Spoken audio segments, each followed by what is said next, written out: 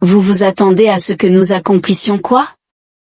Les membranes translucides de Kaz scintillèrent, et l'instructeur humain réalisa que c'était l'équivalent voyant de l'incrédulité étonnée. Le lieutenant Winters étouffa un soupir. 4 mois après le début de ce programme d'échange, les extraterrestres percevaient encore chaque exercice militaire humain standard comme une forme de torture complexe destinée à démanteler leurs diverses anatomies non humaines. Comme je l'ai dit, Winters réitéra avec patience, c'est un exercice d'immersion en combat simple. Vous serez divisé en 2 équipes, une équipe défendra le. Un massif Drari a déplacé son poids à l'arrière du groupe assemblé, faisant gémir le sol préfabriqué en protestation. Dans cette gravité, la vocalisation de la créature était transmise par le traducteur avec un ton nettement plaintif, « Votre planète tire à 1. 3 fois, Drari. Mon exosquelette n'a pas été conçu pour un combat prolongé dans de telles conditions. » Winters se frotta le nez. Nous en avons discuté, votre évaluation médicale vous a autorisé à tous les exercices standards. Les unités de compensation de gravité sur votre harnais devraient le rendre gérable. Gérable n'est pas synonyme de confortable, murmura GR, ses mandibules claquant d'irritation. Un allant élancé leva un appendice en forme de tentacule. Instructeur Winters, je dois m'enquérir de la température ambiante pendant cet exercice. Mon espèce nécessite que tous les facteurs environnementaux soient pris en compte. Winters intervint, ayant rencontré cette préoccupation spécifique plus de 50 fois au cours de la semaine passée. L'Alliance Galactique a méticuleusement conçu ses combinaisons d'entraînement pour maintenir des conditions optimales pour chacune de vos physiologies. Un murmure collectif résonna parmi les 23 extraterrestres représentant cette espèce distincte de toute la galaxie. Les sons variaient des clics et sifflements aux grondements sourds et aux gémissements aigus, mais les traducteurs universels les rendaient compréhensibles. Winters discernait le son indiscutable des candidats officiers privilégiés se lamentant de la nécessité d'effectuer un travail véritable.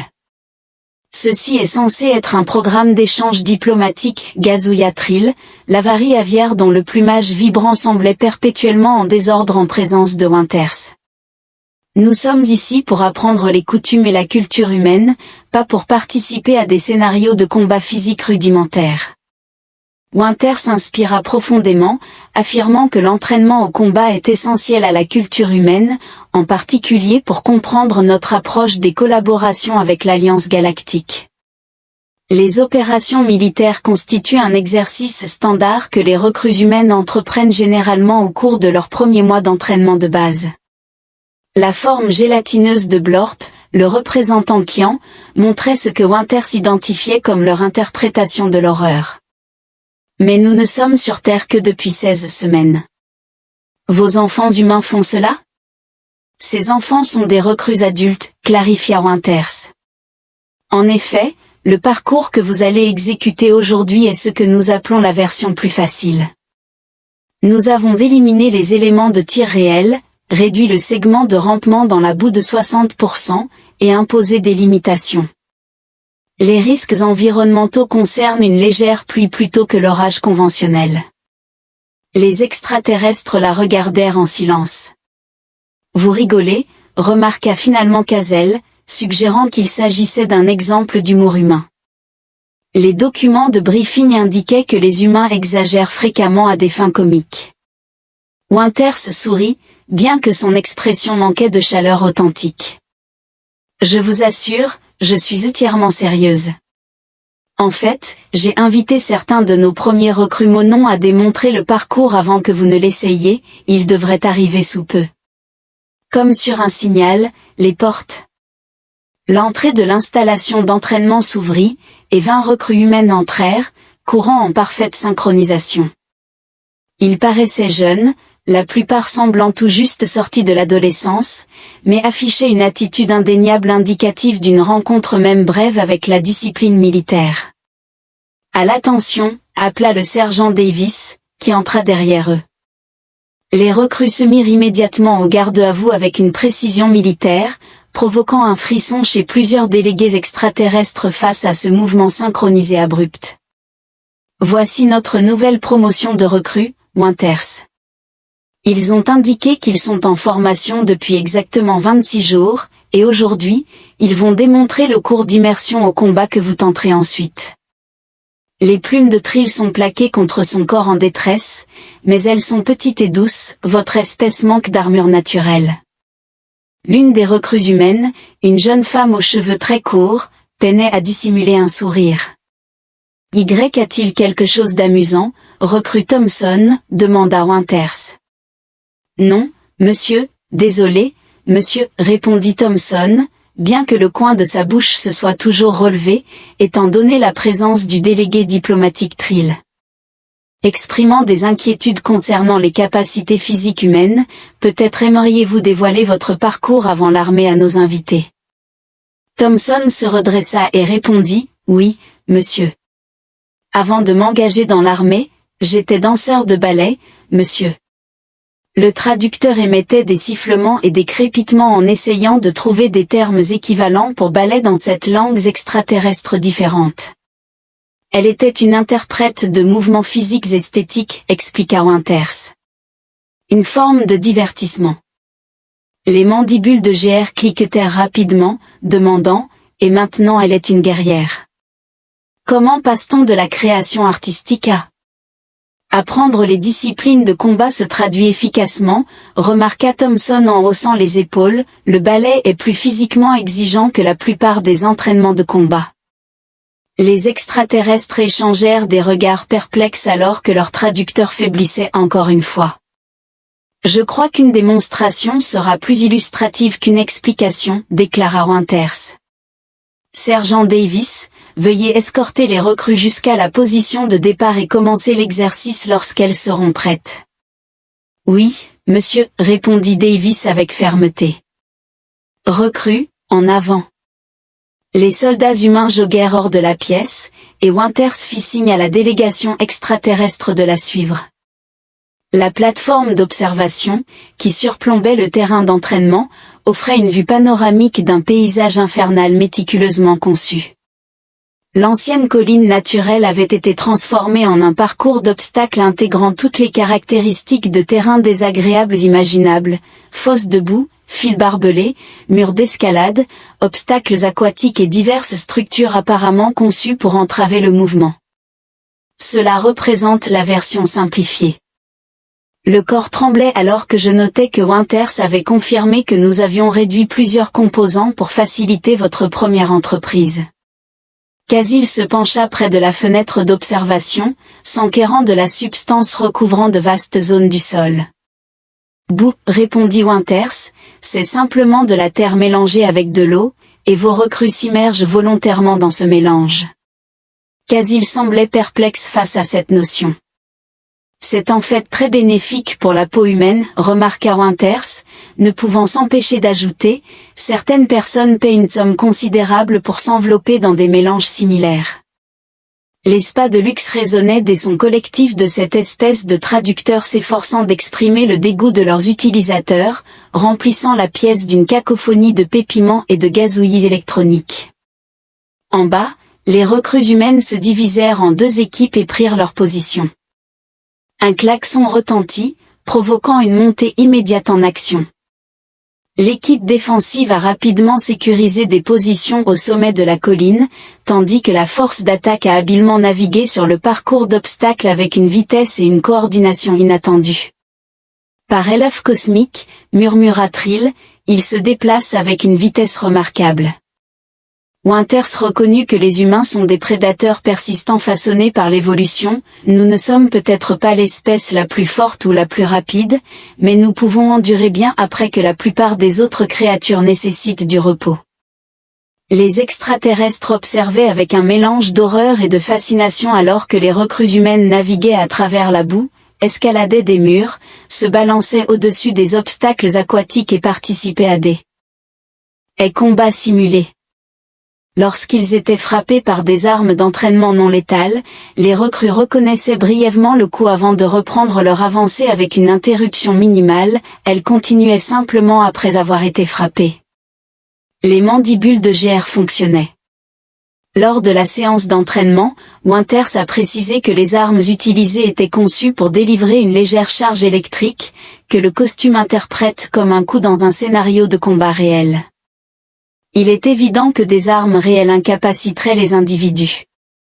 Bien que GR ait fait écho à ce sentiment, il ne semblait pas entièrement convaincu. Sur le terrain d'entraînement, une recrue humaine a perdu pied dans la boue et a apparemment tordu la cheville. Malgré les grimaces de douleur, elle a persévéré et a continué à ramper en avant, complétant son segment de l'avancée. Celui-là est blessé, nota Dex, le délégué cité, dont les yeux mécaniques. Les yeux se concentrèrent intensément sur la scène. Pourquoi ne cherche-t-elle pas à obtenir des soins médicaux? Des blessures mineures sont anticipées pendant l'entraînement, comme l'a déclaré Winter, cela favorise la résilience. Elle se rendra à la médecine par la suite si nécessaire. Plusieurs extraterrestres ont exprimé ce sentiment simultanément. En bas, les assaillants humains avaient franchi le périmètre de défense et étaient engagés dans des simulations de combat rapprochés. Malgré leur couverture de boue, leur trempe et leur fatigue visible, ils combattaient avec une férocité coordonnée qui semblait déstabiliser les observateurs extraterrestres. Casil observa avec plaisir alors que les membranes flottaient rapidement. Winters observa un recrue couvert de boue capturer avec succès le drapeau et le lever haut, suscitant des acclamations de son équipe malgré leur état de fatigue. Oui, déclara-t-elle succinctement. 30 minutes plus tard, les recrues humaines avaient terminé leur démonstration et se tenaient maintenant au garde-à-vous dans le hall principal de l'installation d'entraînement, goûtant encore de la boue et de l'eau sur le sol. Malgré leur apparence ébouriffée, ils maintenaient une formation parfaite, avec le dos droit et les yeux fixés devant. La délégation extraterrestre, en contraste frappant, semblait stupéfaite, et Winters déclara joyeusement, « C'est votre tour. » Vous ne pouvez pas être sérieux, répondit Trill, ses plumes aplaties contre son corps, la rendant moitié moins grande que d'habitude. Complètement sérieux, affirma Winters. Comme je l'ai mentionné, nous avons ajusté le cours pour tenir compte de vos différences physiologiques. Les combinaisons d'entraînement de l'Alliance Galactique que vous portez offriront un soutien supplémentaire et des contrôles environnementaux. C'est barbare, protesta Casil, l'un des recrues humaines, qui était grand et large d'épaules. Un jeune homme émit un son qui aurait pu être un rire réprimé à la hâte. Le recrue Miller Winters demanda, « Non, monsieur, désolé, monsieur », tout en maintenant un regard fixe devant lui. « Êtes-vous certain ? Je crois que nos invités pourraient bénéficier de vos perspectives. » Miller hésita, puis demanda, « Permission de parler franchement, monsieur ? » Accordé. Miller se tourna légèrement pour s'adresser aux extraterrestres avec déférence. Délégué, ceci n'est qu'un entraînement de base. Dans l'Alaska rural, mes frères et moi nous adonnions à des activités plus difficiles pour nous divertir le week-end. La forme gélatineuse de Blur semblait perdre une partie de sa cohérence dans l'étonnement. Oui, monsieur ou madame, hésita Miller, incertain de la forme d'adresse appropriée pour un délégué extraterrestre gélatineux. C'est acceptable, intervint Winter. En effet, délégué. Chez nous, nous traversions des paysages comme celui-ci simplement pour atteindre nos lieux de pêche préférés, parfois par des températures inférieures à 0. La boue peut sembler assez agréable quand on est habitué à l'eau glacée. Les extraterrestres le regardèrent avec horreur. Miller a été élevé dans l'un de nos environnements les plus extrêmes, précisa Winter, mais son expérience n'est pas atypique, les humains proviennent d'une planète caractérisée par. Nous avons adapté pour prospérer dans des conditions extrêmement variées, est-ce exact? Krill demanda, se tournant vers les autres recrues. Prenez-vous tous plaisir à ces épreuves physiques? Les recrues échangèrent des regards. Je ne dirais pas que nous apprécions exactement, remarqua Thompson, l'ancien danseur de ballet, mais il y a une satisfaction à repousser ses limites et à réaliser que l'on peut endurer plus que ce que l'on croyait possible. Cela favorise également la cohésion de l'unité, ajouta un autre recrue. La souffrance partagée crée des liens, il n'y a rien de tel que de ramper dans la boue ensemble pour forger des amitiés. Winters. Elle hocha la tête, c'est exactement pourquoi nous intégrons ces exercices dans notre entraînement et pourquoi l'Alliance Galactique a demandé que nous intégrions des aspects de notre méthodologie dans le programme d'entraînement commun. À ce propos, elle désigna la sortie menant au terrain d'entraînement. Votre équipement est prêt. Si les délégués extraterrestres semblaient auparavant hésitants, ils apparaissaient maintenant au bord d'un incident diplomatique interstellaire alors qu'ils se tenaient à la ligne de départ du parcours de combat, malgré leur équipement de formation adaptatif le plus avancé. L'Alliance Galactique pouvait fabriquer des combinaisons adaptées aux besoins spécifiques de chaque espèce, dégageant une aura de profond regret concernant leur choix de carrière. Souvenez-vous, annonça Winters en préparant le klaxon de départ, il s'agit autant de travail d'équipe que de performance individuelle. Vous serez évalué sur votre capacité à opérer en unité, et non seulement sur votre temps de réalisation personnelle. Une question surgit de GR, qui leva un grand appendice griffu, que se passe-t-il si nous refusons simplement ? Winters répondit avec un sourire agréable, alors je soumettrai des évaluations de performance à. Vos commandements militaires respectifs ont indiqué votre incapacité à compléter même les exercices d'entraînement humain les plus fondamentaux, ce qui impactera sans aucun doute vos carrières. Les mandibules de GR cliquèrent, peut-être en signe de résignation. Winters a demandé s'il y avait d'autres questions, il n'y en avait pas. Puis, à mon signal, 3, 2, 1, commencez. Le klaxon retentit, et ce qui s'ensuivit pouvait être généreusement qualifié de chaos organisé. Les délégués extraterrestres, tout comme les recrues humaines, se sont divisés en équipes d'attaque et de défense et ont commencé leur tentative du parcours avec des degrés de succès variés. Le sergent Davis accompagna Winters sur le pont d'observation pour assister au spectacle excruciant. Davis remarqua alors que Blorp, le kian gélatineux, s'efforçait de traverser la première mare de boue en étendant des pseudopodes pour évaluer la profondeur, ne faisant que perdre sa cohésion et se disperser à la surface comme de la gélatine renversée. « Ils vont s'en sortir, répondit Winters, bien que son ton manquât de conviction.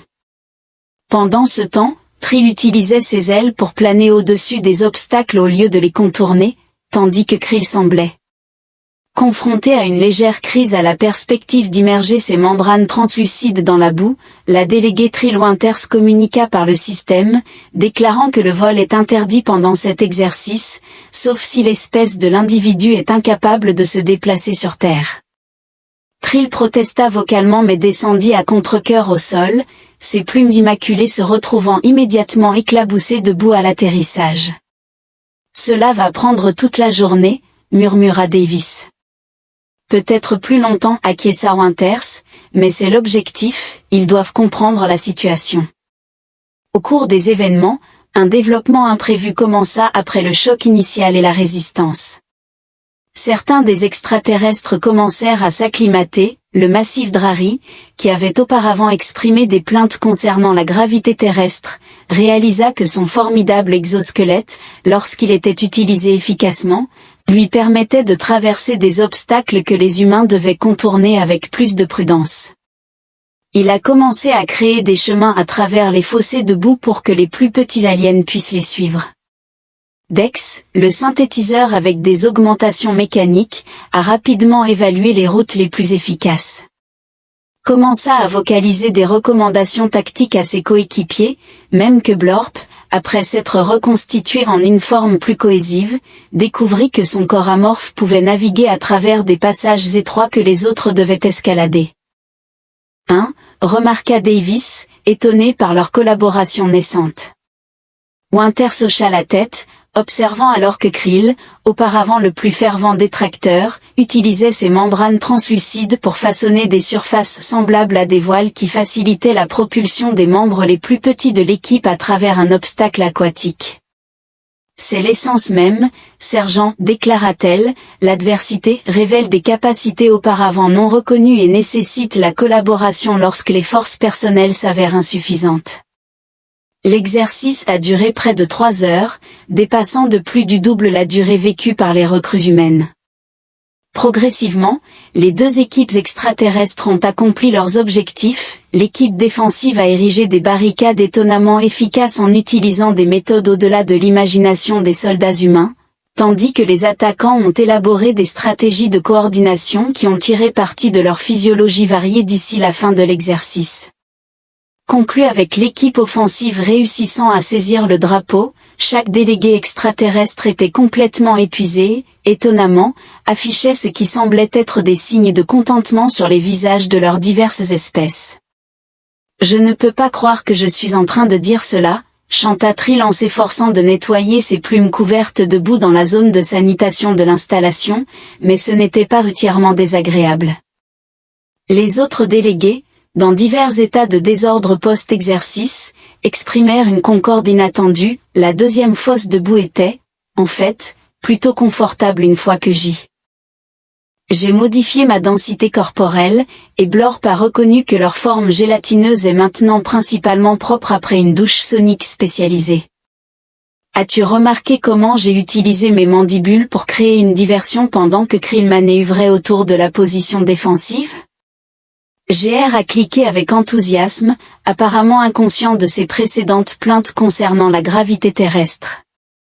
Winters s'appuya contre l'embrasure de la porte, observant cette camaraderie inattendue avec une expression satisfaite.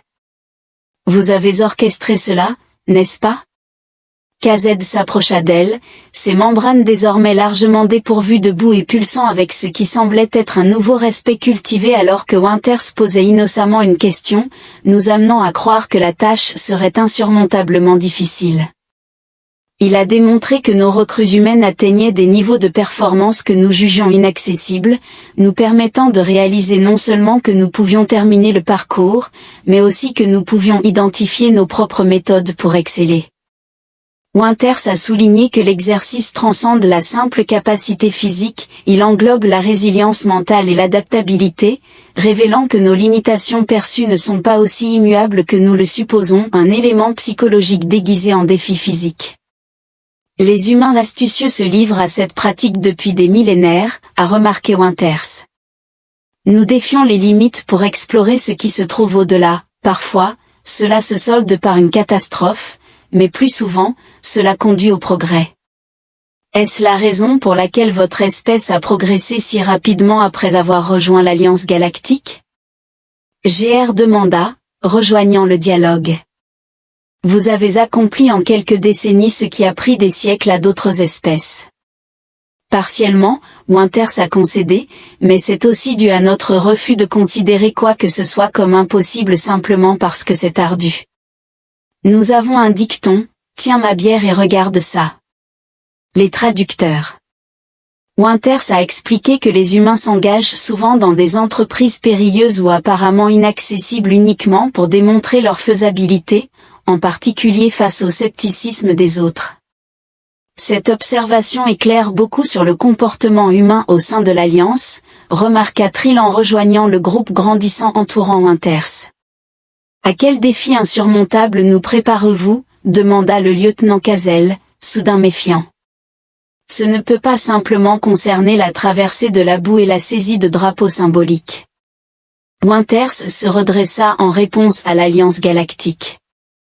A persisté pendant près de 10 000 ans dans une relative tranquillité, cependant, des menaces extérieures se profilent à l'horizon qui ne peuvent être atténuées par la négociation, nécessitant une force physique et mentale que de nombreuses espèces de l'Alliance ont négligée.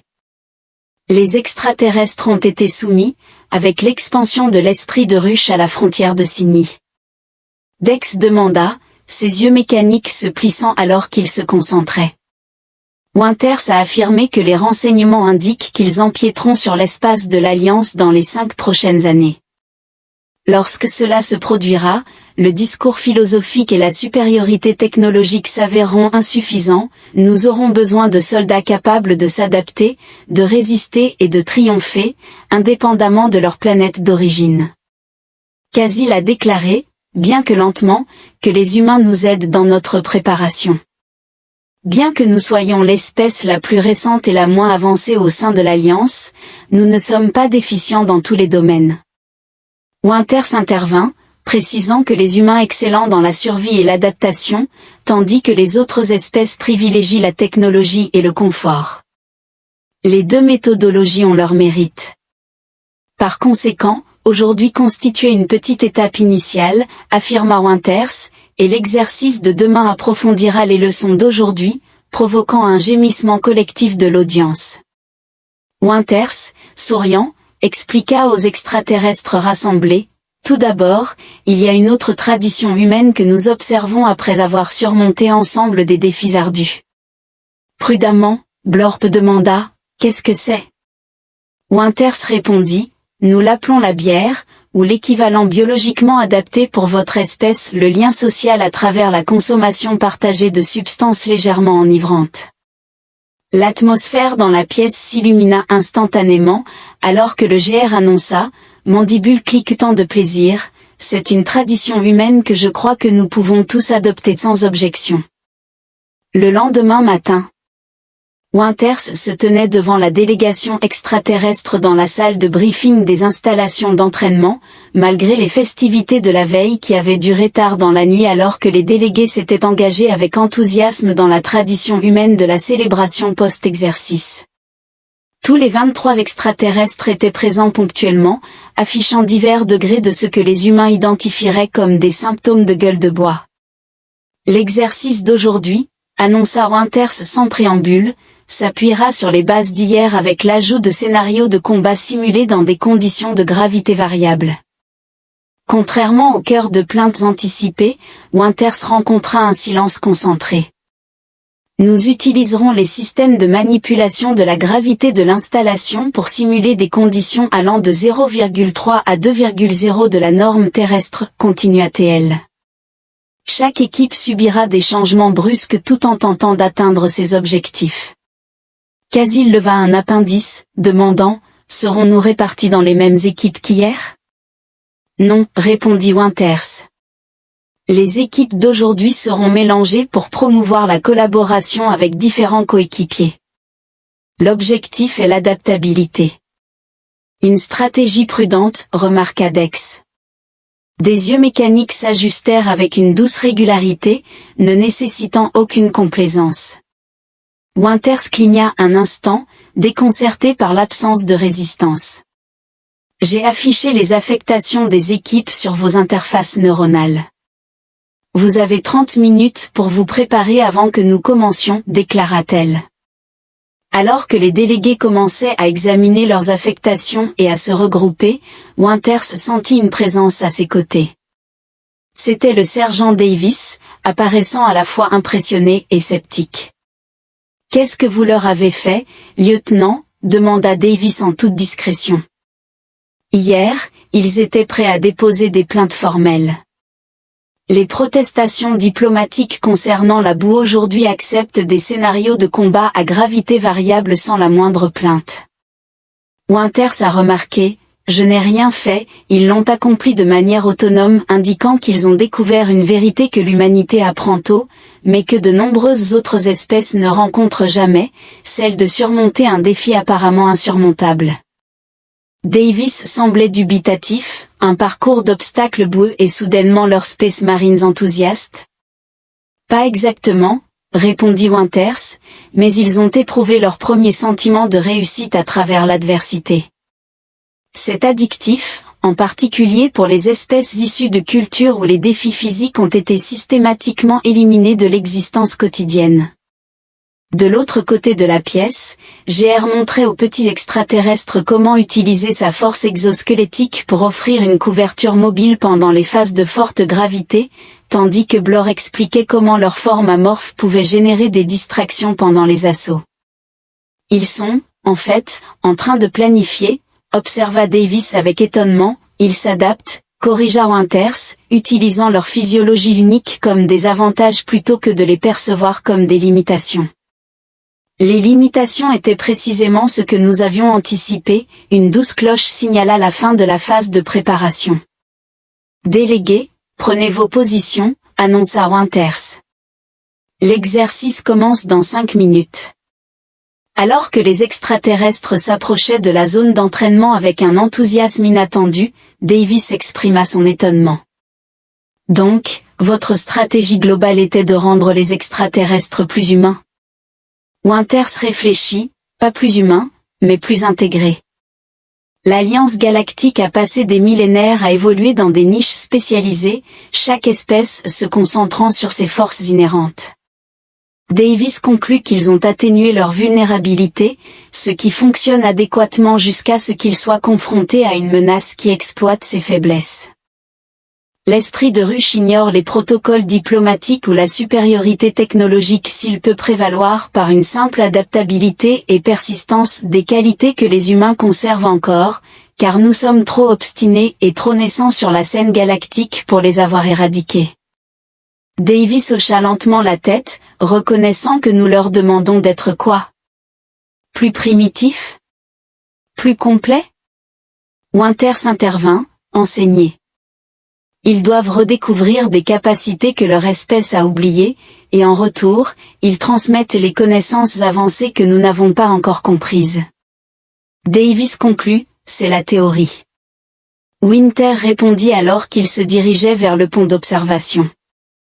L'Alliance galactique exige ce que l'humanité offre, même si elle n'en était initialement pas consciente lorsqu'elle a étendu l'invitation pour que nous nous joignions à elle. En dessous d'eux, les délégués extraterrestres avaient pris leur position, chaque équipe étant désormais un mélange de diverses espèces, se préparant aux défis imprévus à venir, là où auparavant il y avait de la réticence et des griefs, il y avait maintenant une concentration et une détermination palpables. Le système de communication du lieutenant crépitait avec la voix de l'équipe Alpha, déclarant leur préparation à avancer, suivie de la confirmation de l'équipe Beta. Du côté opposé, l'intervention de GR a été notée. Winters sourit en activant le klaxon, peut-être y avait-il finalement de l'espoir pour l'Alliance galactique. 6 mois plus tard, Winters se tenait au garde-à-vous dans la salle de commandement suprême de l'Alliance galactique, s'efforçant de rester calme sous le regard de cette représentant planétaire, dont l'âge cumulé s'étendait sur des siècles. La salle, caractérisée par son plafond haut et ses affichages technologiques élaborés, était destinée à inspirer l'intimidation, et elle y parvenait. Le lieutenant Winters s'adressa au haut-commandant Zorx, incité dont les augmentations mécaniques scintillaient sous l'éclairage tamisé de la chambre. Nous avons examiné vos rapports finaux sur l'initiative de formation au combat interespèces. Winters maintenait une expression neutre. Oui, au commandant. Vos méthodes étaient peu conventionnelles, continua Zorx, ses yeux mécaniques tournant en cliquetis alors qu'il se fixait sur son visage. Plusieurs délégués ont déposé des plaintes pendant les procédures. Dans les premières étapes du programme, je reconnais que le haut-commandant Winters a noté que les méthodologies novatrices rencontrent fréquemment une résistance initiale. En effet, la voix métallique de Zoro laissait transparaître une trace de ce qui pouvait être interprété comme de l'amusement. Cependant, à la fin du programme, ces mêmes délégués ont fourni des évaluations qui étaient principalement favorables. Cette transformation peut être expliquée par le choix délibéré des mots de Winters. Les délégués ont réalisé que les défis physiques et mentaux, bien que désagréables, révélaient des capacités latentes dont ils n'avaient pas conscience auparavant, tant individuellement qu'en tant qu'unité cohésive. Un point de vue distinctement humain a noté les tentacules du représentant allant ondulant doucement, l'inconfort servant de conduit à la croissance. En réponse, la représentante Winters a déclaré que ce phénomène n'est pas uniquement humain, chaque espèce présente dans cette chambre a évolué en surmontant des défis environnementaux. Les humains, cependant, n'ont pas encore eu l'occasion d'éliminer ce processus de notre développement. Un murmure traversa le haut commandement.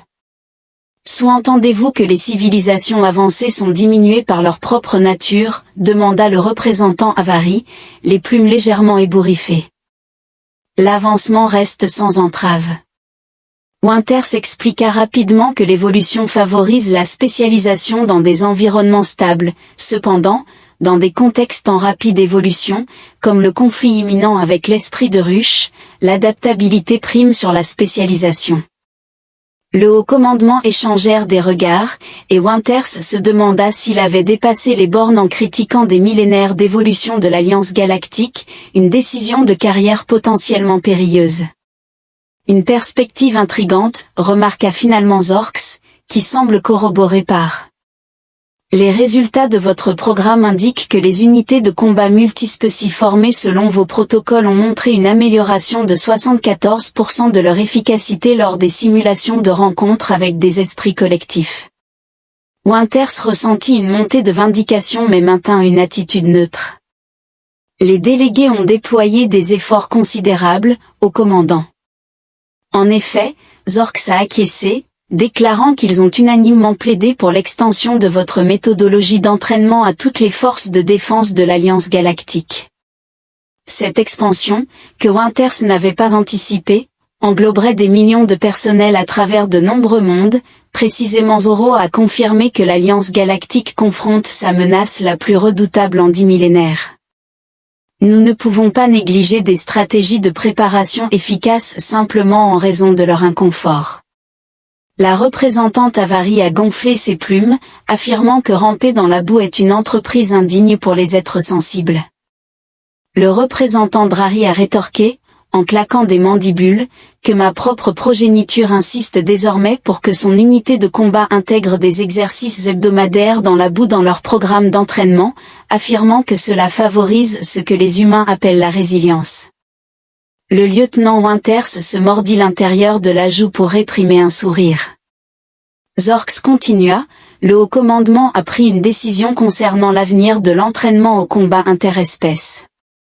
Vous êtes par la présente promue au rang de commandant et nommée directrice de la nouvelle division d'entraînement adaptatif au combat de l'Alliance galactique. Winters cligna des yeux, monsieur.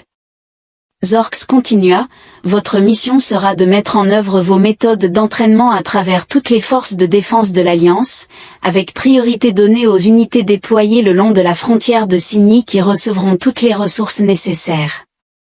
Cela représente une expansion considérable, au commandant. En effet, l'esprit de la ruche empiétera sur nos frontières dans les 4 prochaines années, nous avons un travail considérable devant nous. Les yeux mécaniques de Zor étaient fixés intensément sur Winters. À moins que vous ne jugiez la tâche insurmontable. Winters discernait le défi dans le ton dû au commandant et l'humour sous-jacent. Après des mois à pousser les délégués extraterrestres au-delà de leur zone de confort, elle se voyait maintenant offrir une opportunité similaire de développement personnel. Face à l'adversité, elle redressa les épaules. Non, monsieur, ce n'est pas trop difficile, c'est simplement un défi approprié. Excellent, Zorx a en fait souri, ou du moins a exécuté l'équivalent Siari, une reconfiguration complexe des traits du visage. Il y a un autre élément à votre nouvelle mission, monsieur. Le haut commandement postule que cet échange de connaissances doit être réciproque. Alors que vous instruirez les forces de l'Alliance sur les méthodologies humaines de résilience physique et mentale, nous fournirons à la Terre des connaissances technologiques et stratégiques avancées qui étaient auparavant retenues. Winters ne put cacher son étonnement lorsque les tentacules des représentants à l'orange gesticulèrent de manière désinvolte. C'est le protocole standard pour les espèces nouvellement admises que certaines technologies restent restreintes jusqu'à ce que le développement culturel et éthique atteigne des seuils appropriés. Le haut commandement a conclu que les contributions de l'humanité à la défense de l'Alliance justifient un accès accéléré aux technologies de niveau 3, y compris la manipulation limitée de la gravité, les interfaces binaurales avancées et les principes préliminaires de pliage stellaire. Winters a trouvé difficile de maintenir son calme. Ce sont des technologies que les scientifiques de la Terre n'avaient que rêvé, des avancées qui propulseraient le développement humain de plusieurs siècles en avant. C'est très généreux, remarqua le haut commandeur. Pas de générosité, intervint Zorik, mais du pragmatisme. L'Alliance galactique nécessite la perspective et les capacités uniques de l'humanité. En retour, l'humanité a besoin de nos avancées technologiques. Ensemble, nous pourrions effectivement endurer ce qui nous attend. Zorx se leva, indiquant la fin de l'audience. Votre nouvelle mission commence immédiatement, commandant Winters. Je recommande. Vous élaborez votre programme d'entraînement et peut-être procurez-vous une quantité substantielle de boue alors que le haut commandement quittait la salle. Winters resta au garde à vous, son esprit s'emballant avec les implications de son nouveau rôle. Elle avait commencé avec 23 délégués extraterrestres hésitant dans un parcours d'obstacles boueux, maintenant, elle portait la responsabilité de préparer toute l'Alliance galactique à la guerre interstellaire. Cela illustre l'avancement de carrière par l'adversité. Une douce mélodie annonça une communication entrante sur son interface neuronale, c'était de Kazel, maintenant en service de combat. Sur sa planète d'origine, le message ne contenait que quelques mots, mais il fit sourire Winter. « Félicitations, commandant. Nous leur avons dit que vous étiez l'humain approprié pour le poste. Maintenant, veuillez me rassurer que cette promotion ne signifie pas traverser encore plus de boue. » Winter éclata de rire en formulant sa réponse, « Félicitations acceptées, et en ce qui concerne la boue, vous n'avez encore rien vu. » Comme disent les humains, c'est là que commence le véritable frisson. Elle pouvait presque percevoir les membranes de cils s'agiter de résignation à travers l'immense étendue. L'humanité avait établi sa position parmi les étoiles non pas grâce à une technologie avancée ou à des connaissances anciennes, mais par une détermination inébranlable à relever les défis. L'Alliance galactique était sur le point de réaliser l'ampleur de cette ténacité résolue. Winter avait le soupçon que d'importantes difficultés l'attendaient.